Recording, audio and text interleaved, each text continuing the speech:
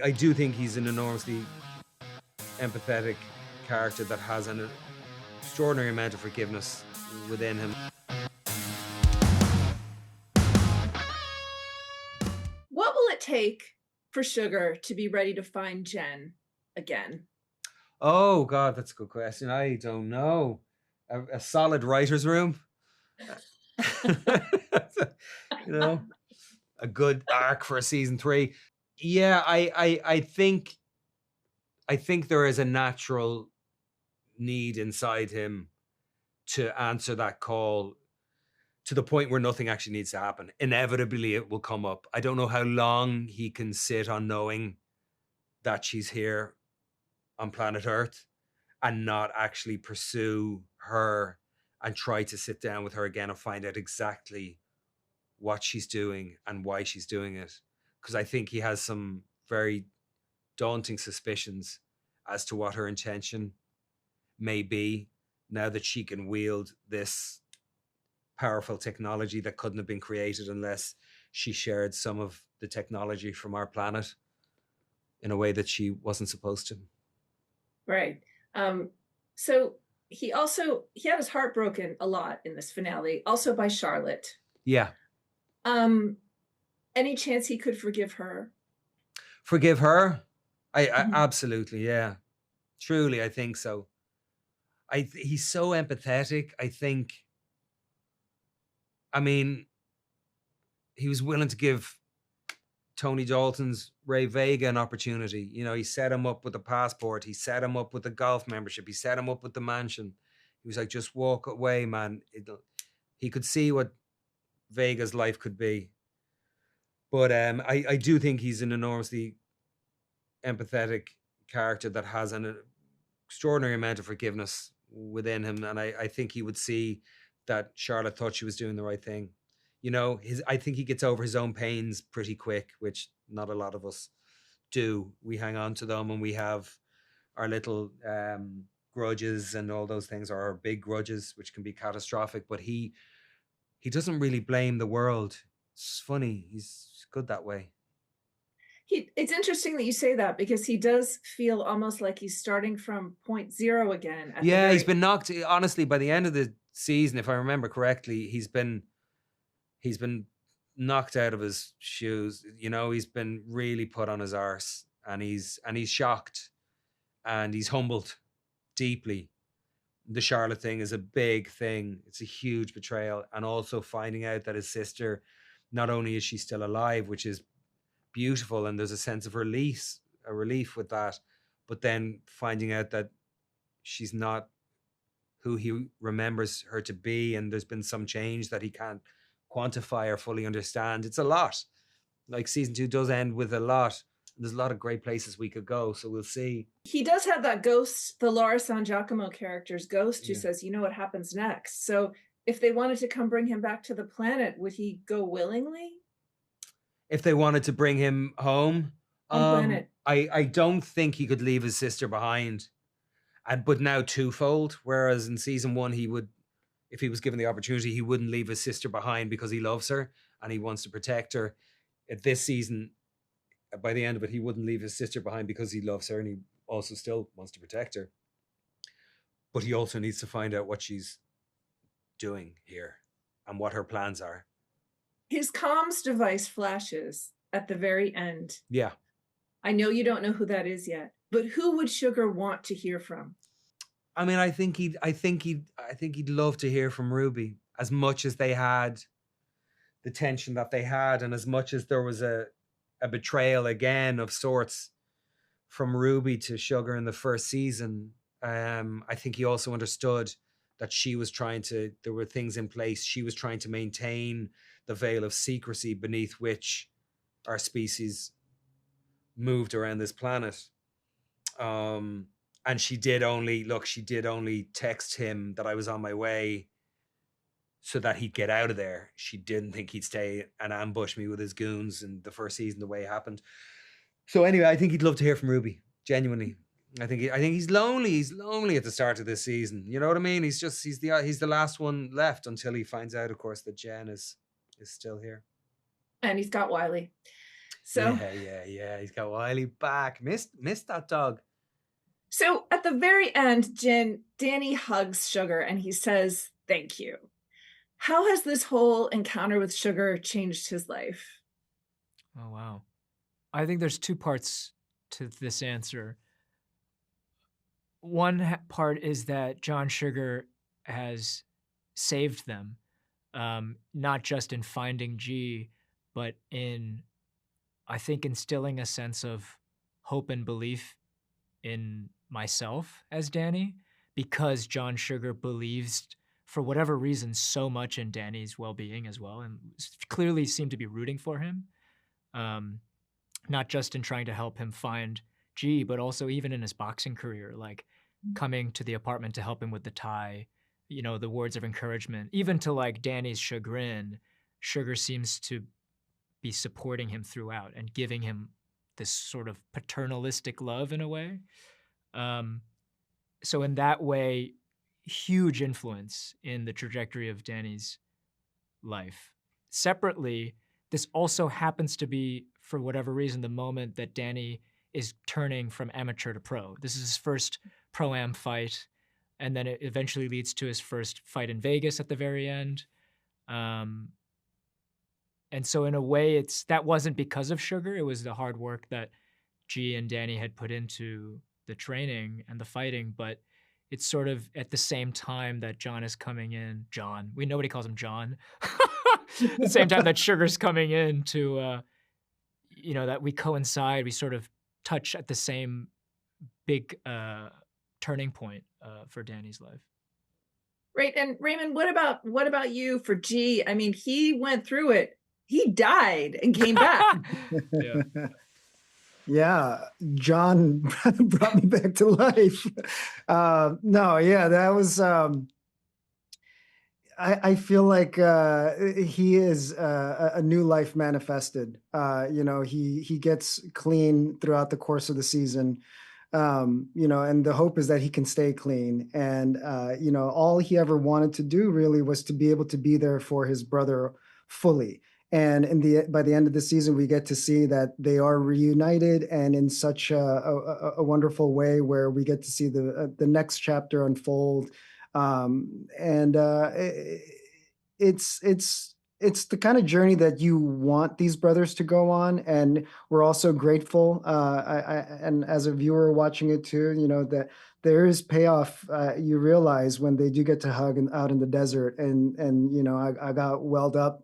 Even it's maybe a little self-indulgent to say because it's our own performances, but I got welled up at the thought of these two characters, reuniting and starting a new future together. Oh yeah, that was a breathtaking moment. I agree. In the finale, we see you two sparring with each other, which is great because we kind of see this relationship and how important this was to Danny's career. Yeah. So, had you guys ever boxed before? I had not. I had about 2 months of training at Gleason's in Dumbo, and then in a boxing gym in LA while I was out there for 4 months.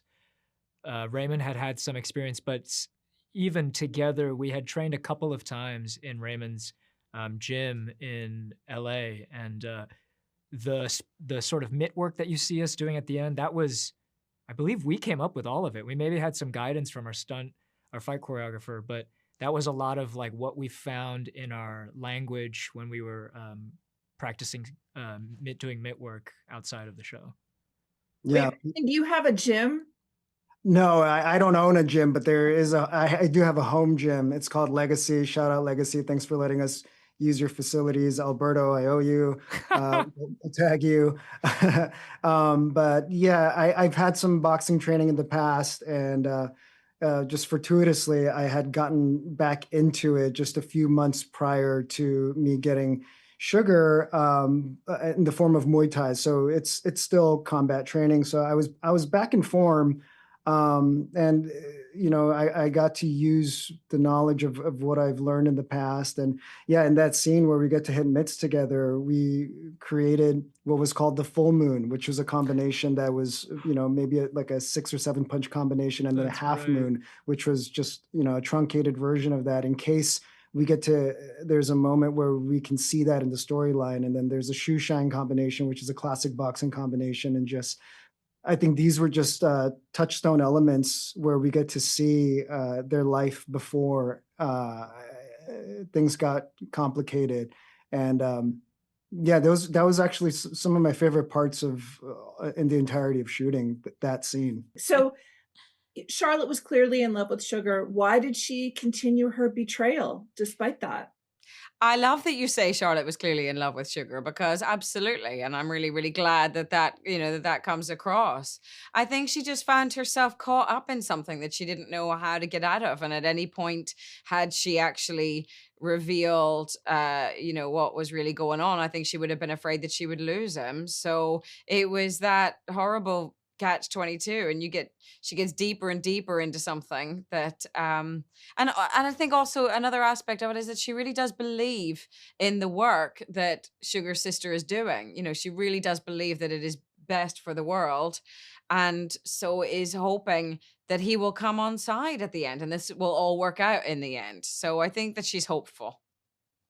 Do you think she's disposable to Jen now after this? I have big questions over that myself. I'm kind of like, keep trying to hope that Sam's gonna like email me and go, okay, so now obviously we need a whole thing of like what happens to Charlotte.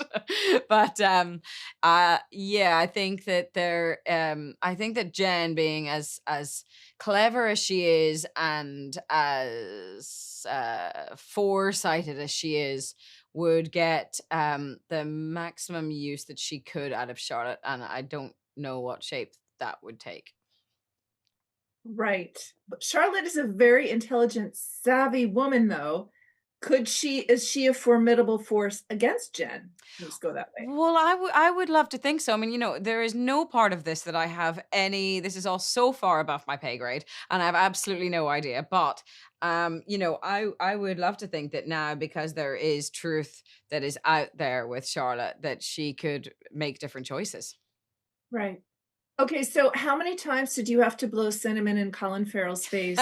Did you actually do that, and was it really cinnamon? Was it really cinnamon? I can't remember if it was really cinnamon. I think it was chocolate. I think it might have been powdered chocolate, but I had to do it a few times. It was an overload, and it was at the very end of a very, very long night shoot, so we didn't want to keep putting them through that. But yeah, I mean, it had to be done for real. And yeah, I have a distant memory makes me think that it was hot chocolate powder, cocoa powder. Yeah. Okay, that makes sense. Yeah. So he has been warned in this world, your body works, don't use it. Yeah. But he loses his human body virginity to Charlotte.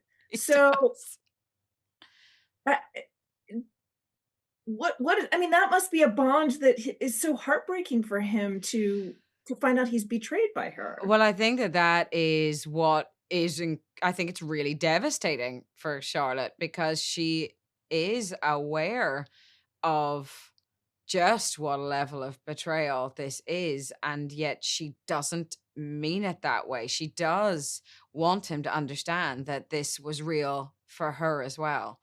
And so that it doesn't need to be seen as that level of betrayal. It wasn't as cold-hearted. It was something that she found herself participating in more and more against her will, I guess. But yes, it's that's gonna absolutely be something on an emotional level that is absolutely huge for Sugar to reckon with going forward. I've seen a lot of sex scenes. I thought the one scene that we saw between the two of them was great because it was more about the emotion than the physicality. And I don't know if it felt like that when you were shooting it or not. It absolutely did. We had a day where we weren't necessarily gonna we were perhaps gonna allow more to be seen and allow allow for kind of more, for it to be more revealing than it actually was. And between us and our wonderful director, we just realized when we had what was going to tell the story in the best way possible, and that we actually didn't need to go any further with it or do any more, that this was so much more about their relationship and the emotional experience, obviously particularly for John Sugar, that it didn't feel like it needed to have more to it. When Jen says they think this is for them, they have no idea it is for us. That was chilling. What is she planning? What is she planning? Well, I could possibly disclose, but she's a formidable